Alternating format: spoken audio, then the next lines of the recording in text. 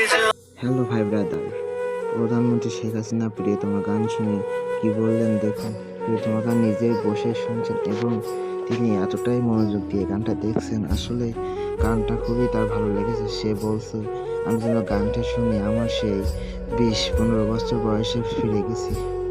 এমন গান আসলে সবাইকে নিয়ে দেখা যায়। গানটা আমাদের মন ছুঁয়ে দেওয়ার মতো গান। শেখ হাসিনা এমন একটা কথা বলছেন, তা দেখে আপনাদের কি মনে হয়?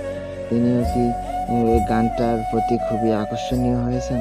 আসলে গানটা সবারই খুবই ভালো লেগেছে এবং প্রধানমন্ত্রী বলেন যে এরকম সাংস্কৃতিক গানগুলো যদি এত সুন্দর হয় তাহলে আমাদের সংস্কৃতিকে আরও এগিয়ে নিয়ে যাওয়া সম্ভব।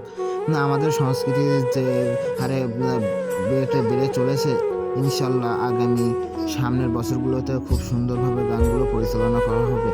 আমাদের গানগুলোর পাশেই থাকা উচিত।